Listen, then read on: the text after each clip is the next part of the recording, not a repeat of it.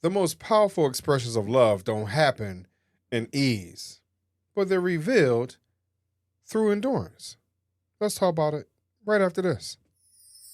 Let's talk about love and marriage the way that God intended. Life experience, here we share it. The No Fruit Podcast. Tune in from any platform. No Fruit Podcast. Will help your spirit transform. Hello. Hey everyone, so when real love gets tested, real love, I'm searching for a real love, someone to make my... Is there a reason why you're looking at me like that? Real love. I'm sorry. I'm trying to figure out where my note would be to come in. I can't join you because Oh yeah, you're that was quite all off over the key. place. That was all over the place. But anyway, when real love gets tested, Because that was a test. but see, it's not just passion Mm-hmm. when real love gets tested. What is it? It's not just fun or shared interest. It's the resilience that we have when real love gets tested. And challenges can strip away the surface of that new shellacked floor Amen. and show us whether we're building on the solid ground Well. or the shallow soil. mhm. So choosing to stay, work it through, and grow together through trials creates a depth that no Disney fairy tale could ever tell. Well. So we're here to tell you today Mm-hmm. that you need to get yourself together. Get it We need together. to get it together. I mean, because the reality is that when the honeymoon is over, are you able to see the reality of life? Now, the honeymoon, now some people have said, the honeymoon is forever. It's as long as you're alive, as long as you're married. That sounds good in theory. And that happens in some great TV shows, Hallmark movies, Disney movies. That sounds fine. Rom-coms, whatever it is, right? That sounds good in theory. But for some of us, it is a struggle. And so how do you stay grounded when those storms come through? And do you have an emergency plan when that happens? For the storms. For the storms. Because they're going to come. Oh, yeah, they're going to come. And most importantly, where I'm talking about really when it comes to this, how do you deal with conflict, right? How do you deal with those difficult conversations? And can you really say, I'm sorry? Can you learn how to say that? I've had to learn how to say that. Mm-hmm. I've had to learn to say, hey, babe, I apologize. I've had to learn how to come down off of my egotistical tree. That fake sense of confidence that, hey, we growing, we doing, we this, we that, whatever else. And you know what? In our reality, it's vibrato. So I've had to learn how to calm that down. And I think some of the things that where we might have had our emergency plans, if you will, of how to deal with those type of situations. I know one thing that's always helped, and if y'all listen to us in the past, we do this role play thing at times. Hey, can I talk to my best friend for a moment? Can you not be my wife for a hot second and just, listen to the gossip column real quick, right? Again, not saying anything too crazy, raunchy, or whatever else, because I still respect her as my wife. You get what I mean? But, I've had to be able to say, hey, you know what? I need I need the friend part right now, because sometimes I just can't say what I need to say respectfully to my wife, and so so going through those hard times. And let me just back up, because Uh-huh. the way you're picturing it's like you're not saying anything that's disrespectful when you get into, hey, I need to talk to the friend side of our relationship. It's just you feel a little more at ease, I guess, to share certain things and not, kind of worry about the protection side of protecting your wife and protecting her feelings and protecting your feelings and whatnot, and being in that protector role of husband. Right. But you get to be a little bit more vulnerable and say, like, you're right, hey friend, like, I'm not so sure about these things.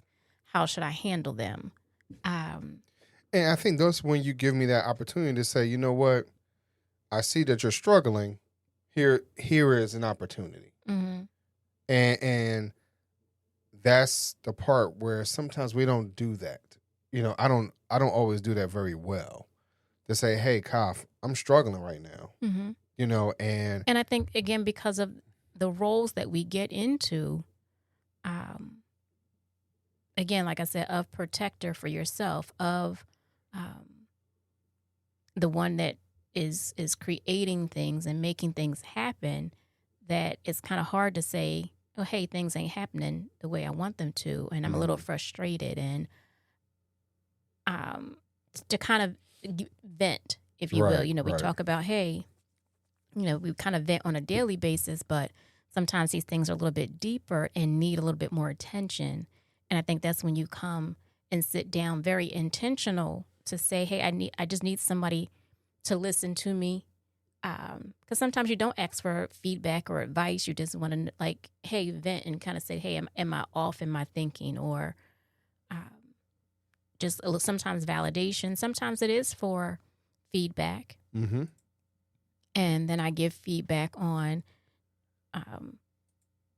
whatever it might be. Whatever it might be, you know what I mean? But again, it's not, well, Dag, I thought, you could do this and you could do that. It's just more so like, hey, I hear you.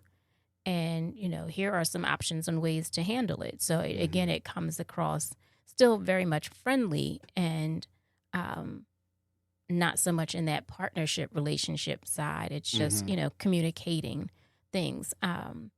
But I just wanted to also follow back on something you had said in reference to just conflict. And then I was running, through my mind like, hey, where do we see conflict in TV, or where do we see conflict in movies? And a lot of times, it's either a rom-com, like conflict, and it gets all solved by the end. But life isn't always like that. Right. You know what I mean? So the conflicts, for those who are listening and new to this, conflict doesn't always get resolved at the end of the episode. It doesn't get resolved at the end of the day.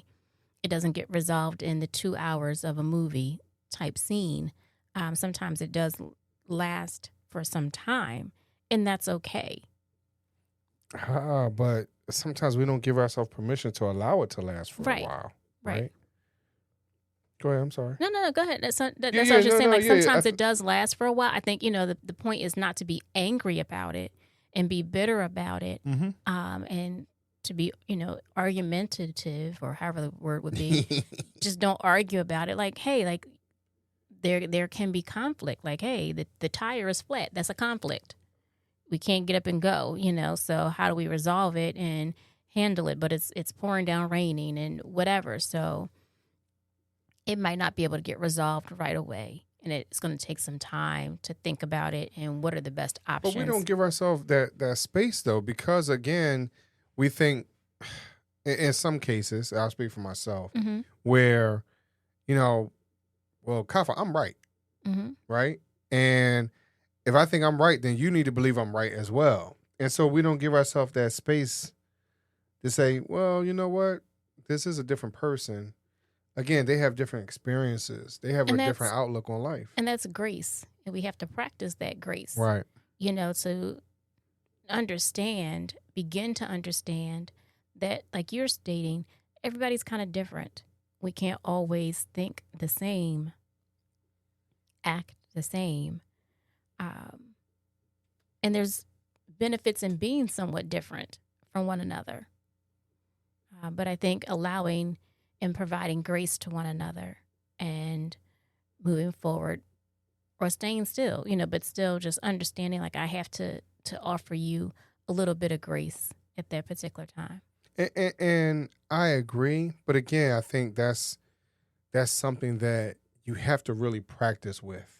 Mm-hmm. Because, again, we're not always in that space. Again, that hey, microwave mentality, right? That and or maybe a broken home where you're not able to see that because of limited time and energy, right? So I guess I look back on. Go ahead. You said something, broken home. I think a lot of times we put those labels on things that put us in a box. What makes the home broken? You know what I mean? Like, it's still a home. Okay, all right. So I'll put it like this then. The coming from a situation of where you're growing up where you're not able to see in real time problem solving situations because you do not have the foundational part where you and I have, i.e. us being married, mm-hmm. right? And then the real interaction between mother and father in those and with those and around those very, very hard conversations. And so you're really making me use my words tonight. I mean, today, whatever. Because you and I think it's a great point that you brought up of that term of broken home. Mm-hmm. We, it's thrown around a lot of, whatever. And so having me to sit down and use my words to explain what I'm referring to, I think that used up, 500 words, I guess. But anyway, but I think those are type of things that when I speak about it, because my father wasn't there, right? And I had just my mom. So there was a lot of times or situations where if I had a conflict, my mom had to deal with it and not have that person to bounce, at least what I could see all the time, that person to bounce those ideas or issues or situations off of. So if like right now, let's just say one of our children breaks a lamp. One of us is going to be upset. The other one may not be, mm-hmm. right? And so... because you didn't like that lamp anyway. But, so if you think about that for a second, right? So if I didn't like the lamp, I'm going to be like, oh, no, y'all shouldn't have done that. But... right? Where you're like, oh, Maurice, like, they broke the lamp and whatever. And in your mind, you're like, hey, well, I got to clean it up and I got to do. Well, I'm like, hey, this ain't that bad. Mm-hmm. Let's go get a new lamp, right? Finally, right? So I think those are the things that sometimes broken up. Sometimes I'm still thinking about a broken lamp. But sometimes when you're in a situation where you're unable to see real-time conflict resolution, there's not a lot of ways for you as you get older and you're in a long-term relationship. How do you resolve those moments of conflict in a more rational, maybe less emotional, because it's going to be emotional, right? It's going to be emotions in it, but maybe not so emotional where the whole world is on fire. I mean, and you and I could talk about this because, I mean, Kafa, I mean, a lot of times I was on fire. I don't care what the situation was. You know, and so where you're a little more, I mean, you're already soft-spoken, quiet anyway, but you're like, hey, Maurice, it may not be that bad, right? Or let's consider, because you get into your let's balance it out mode. You know, if I'm in my fire mode and you're kind of like, no, let's douse that fire a little bit, Reese, you know, mode. So I think those type of things, when you don't see it and you don't experience it, and or so now you don't have a point of reference to say, you know what, maybe I do need to take the time and reconsider the pros and cons, you know, the repercussions of that type of decision, jumping full steam ahead or whatever it is. I think a lot of times we don't do that. So when you look at these rom-coms, right, a lot of times they have that moment of where even though somebody might be on fire, but there is that other person in most cases that can, hey, I can talk to you and I, you know, being a friend, let's just say it's a friend, and I could go to my friend and talk to my friend and say, hey, you know what? Why don't you reconsider? Why don't you sit down and have this coffee or this mocha latte and won't you chill out, right? Because a lot of times our friends are just like us, right? We have a lot of yes people around us. So I think those are things that we have to learn how to deal with in the non-rom-com situation. Rom-con? Rom-com, whatever it is, yes. I thought you were putting a spin on conflict. I was like, that's a new category. Yeah, okay. Right. Romantic conflict. Right. Not romantic comedies. Right. Coming to you soon. Yeah, I mean, I think, again, what is displayed in TV and on movies is just a portion of what really goes on behind closed doors in an average married household. I think we have some of those things that are displayed on those movies, TV shows, but there's so much more that goes into what makes a marriage work, what makes it last. And these are just a few things, you know, that we're sharing today. Right. Yeah, and I think some of us, as we're sitting back and wish we could be in that fairy tale space, it's just as a fairy tale. Because they're not hitting, because a lot of times you only can hit in that fairy tale, you only can hit like 1 or 2 points. You can't hit everything. You know, so if you look at like a Beauty and a Beast, right? What was his real issue? It was just that he was a beast, right? But in reality, what other things was he really dealing with, in all honesty?